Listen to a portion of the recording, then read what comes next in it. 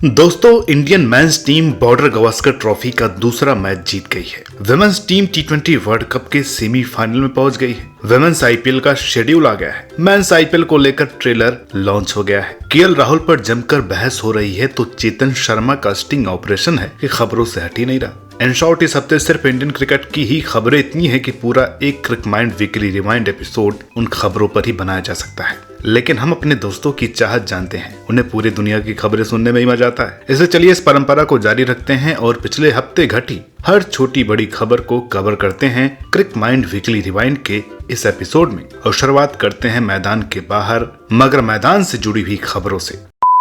तो दोस्तों, इस हफ्ते की सबसे बड़ी चर्चा तो चेतन शर्मा का स्टिंग ऑपरेशन ही रहा। वह स्टिंग ऑपरेशन जिसमें चेतन शर्मा ने कोहली की रोहित से दोस्ती से लेकर गांगुली तक के मतभेद पर भी बात की और साथ ही प्लेयर्स के इंकर्शन को लेकर फिट होने वाली बात भी कही। चेतन शर्मा ने बुमराह पर भी सवाल खड़े करवाए और टीम के कल्चर पर भी, जिसके बाद उन्होंने इंडियन चीफ सिलेक्टर पद से इस्तीफा भी दे दिया। मगर सवाल यहाँ ये उठता है कि चेतन शर्मा के साथ जो हुआ, क्या उसके जिम्मेदार सिर्फ वही हैं या एक डूबते न्यूज चैनल ने खुद को बचाने के लिए चेतन शर्मा की कुर्बानी दी है? ये और इस तरह के बहुत से सवाल अभी भी हमारे जहन में घूम रहे हैं, जिन पर हम अलग से चर्चा करेंगे और ये पूरा मैटर समझने की कोशिश करेंगे। साथ ही ये भी बताएंगे कि इस स्टिंग ऑपरेशन का असर इंडियन क्रिकेट से लेकर मीडिया हाउसेस पर क्या देखने को मिलेगा। फिलहाल इतना जान लीजिए कि इंडिया की जीत ने इस बात को दबा दिया है, वरना चेतन शर्मा का स्टिंग ऑपरेशन कोई छोटी बात नहीं है। ये एक चिंगारी है जो अब आग बन सकती है।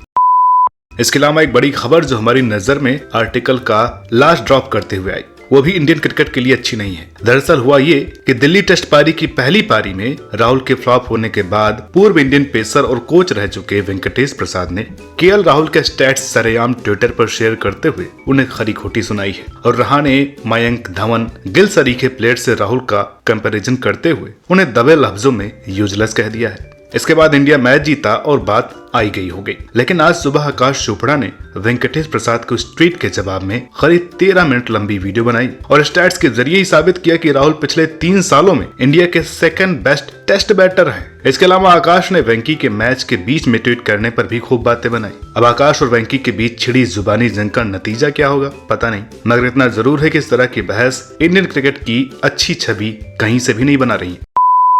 इस हफ्ते इंडिया की जीत ने हमारा ध्यान वर्ल्ड टेस्ट चैंपियनशिप फाइनल की तरफ तो कर ही दिया है, मगर हमारी तरह बहुत से फैंस अभी तक ऑस्ट्रेलिया और इंडिया के बीच ही फाइनल देख रहे हैं। मगर इंडिया की जीत ने एक और पॉसिबिलिटी खोल दी है। वो पॉसिबिलिटी है इंडिया और श्रीलंका के बीच फाइनल की, जिसके लिए इंडिया को ऑस्ट्रेलिया को 4-0 से हराना है तो श्रीलंका को न्यूजीलैंड को 2-0 से हराना है। इन दोनों कामों में इंडिया वाला काम तो काफी हद तक पॉसिबल है, मगर श्रीलंका का न्यूजीलैंड को न्यूजीलैंड में ही 2 टेस्ट हराना काफी मुश्किल है। हालांकि इंग्लैंड ने न्यूजीलैंड को हराकर ये तो साबित किया है कि किवियों को घर पर हराना मुश्किल है, मगर नामुमकिन नहीं।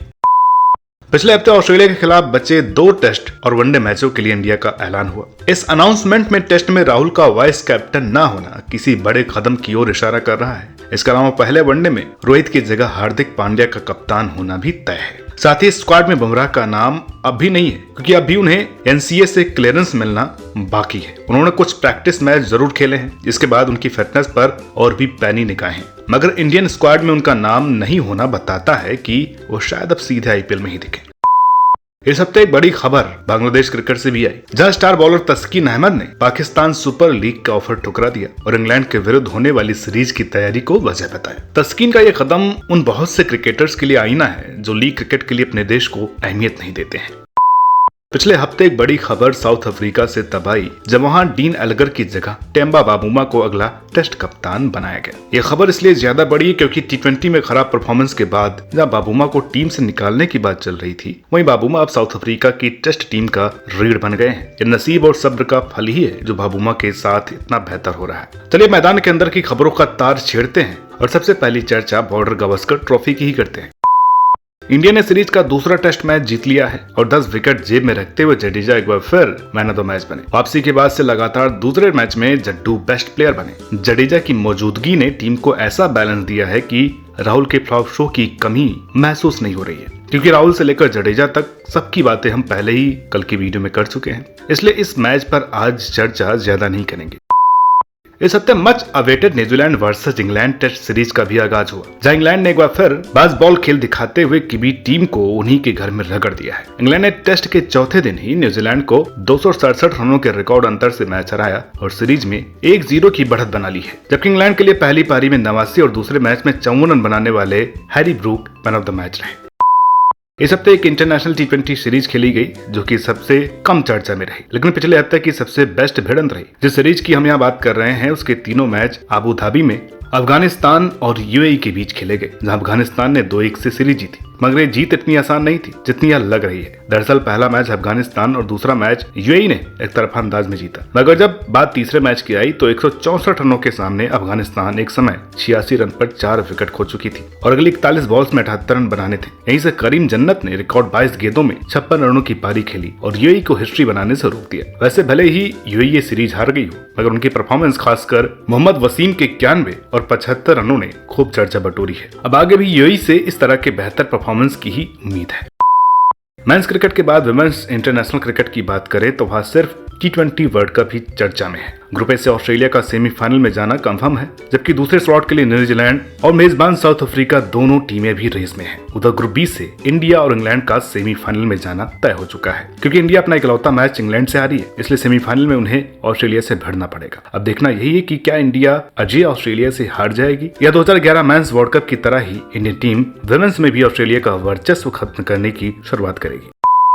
इंटरनेशनल क्रिकेट के बाद लीग क्रिकेट की बात करें तो पिछले हफ्ते बांग्लादेश प्रीमियर लीग का फाइनल खेला गया, जहां कोमोलियन विक्टोरियंस ने जॉनसन चार्ल्स की शानदार बैटिंग के दम पर रोमांचक फाइनल मैच सिलहट स्ट्राइकर्स से जीतते हुए हिस्ट्री क्रिएट की। इस तरह इस साल का बीपीएल शानदार ढंग से पूरा हुआ और खूब चर्चाओं में भी रहा। पूरी सीरीज में शानदार परफॉर्मेंस देने वाले Najmul Hasan Shanto man of the series रहे। इस हफ्ते पीसीएल यानी पाकिस्तान सुपर लीग भी खूब चर्चा में रही और सिर्फ यही लीग एक्टिव तौर पर खेली जा रही है। वैसे इस बार पीएसएल कुछ अलग रंग में दिख रही है, क्योंकि अभी तक हुए 9 मैच में से 6 मैच तो क्लोज एनकाउंटर ही रहे। हालांकि हर बार की तगड़ी टीमें मुल्तान सुल्तान और पेशावर ज़ल्मी इस बार भी अपने पूरे रंग में है। वैसे इस बार ईसानुल्लाह की तरह बहुत यंग प्लेयर्स भी खूब जलवे बिखेर रहे हैं। अब देखना है कि पीएसएल का यह जादू आगे बरकरार रहेगा या नहीं। बाकी पीएसएल में सीरियस मैचों के अलावा काफी अलग लेवल की कॉमेडी भी हो रही है, जिस पर हम एक अलग से वीडियो लेकर के आएंगे। आखिर में बात डोमेस्टिक क्रिकेट की करें तो इस हफ्ते इंडियन डोमेस्टिक क्रिकेट का घमासान यानी रणजी ट्रॉफी भी खत्म हुआ, जहां सौराष्ट्र ने बंगाल को 9 विकेटों से हराकर पिछले 3 सीजन्स में दूसरी टाइटल विन हासिल की। इस जीत में सबसे अहम योगदान निभाने वाले सौराष्ट्र के कप्तान Jaydev Unadkat man of the match रहे और Arpit Vasavada man of the series रहे, जबकि पूरे टूर्नामेंट में 990 रन बनाकर मयंक अग्रवाल टॉप बैटर रहे और 50 विकेटों के साथ जलज सक्सेना बेस्ट बॉलर रहे। इस तरह इस साल की रणजी ट्रॉफी भी निपट गई। इस साल बहुत सी याद रखने वाले पल फैंस ने एक्सपीरियंस की, जिन पर हम एक जल्द ही अलग वीडियो लेकर के आएंगे रणजी ट्रॉफी 2023 के टॉप मोमेंट्स टाइटल के साथ। तो इस तरह की और भी इंटरेस्टिंग वीडियोस के लिए हमारे चैनल को सब्सक्राइब कीजिए। मिलते हैं आपसे अगली वीडियो में एक और नई दिलचस्प कहानी के साथ। तब तक के लिए नमस्कार।